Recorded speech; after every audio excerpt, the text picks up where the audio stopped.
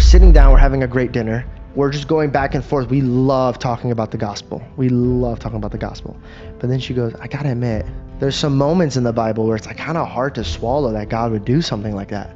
And I was like, yeah, of course. I go, but what point are you talking about? Like, well, Abraham. So the story of Abraham, for those of you guys that don't know, God was testing a man's faith named Abraham. And back in the day, before Jesus Christ was crucified, and this is why they called him the Lamb, in the Old Testament, they would kill lambs for their sins. So the sins would be a way to be washed. God would ask them to sacrifice a lamb. It was a sacrificial type of obedience to God.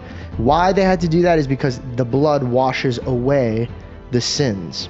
The story that she had a hard time understanding, she goes, God loved this man named Abraham, but then asked him, take your son up to here and sacrifice him. Well, God steps in and doesn't let him do that because there's a ram there. I asked her, I go, what's so hard about that? She goes, I don't know, man. Like, asking somebody to take their son, George, their son, and kill them for your sins. And I go, yes, it's hard to understand, right? It's hard to digest that.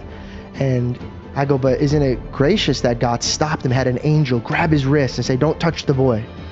In fact, there's a ram stuck in a thicket bush, and around the ram's head is thorns. And Belle goes, oh, like Jesus.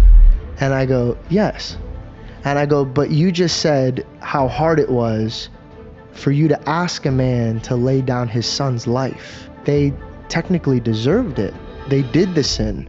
The sin, when you sin against God, it goes to death. Something has to pay it. God was merciful to let the ram be there. But you have such pain in your heart when you're asking, how could God ask this man to lay his son down for sins?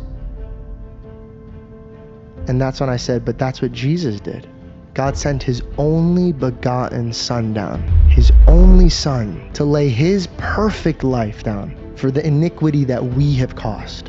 Abraham deserved to lay down his son's life for the sins that they carried. When I first came into this realization, there's a form of guilt where you're like, I can't even believe I doubted my God. And when I watched Belle sit there and register her thoughts and her heart felt the guilt, and this girl breaks down in tears, destroying her makeup, destroying everything, doesn't care about a single thing besides the guilt that she had in her heart for even questioning why God would ask Abraham to do that.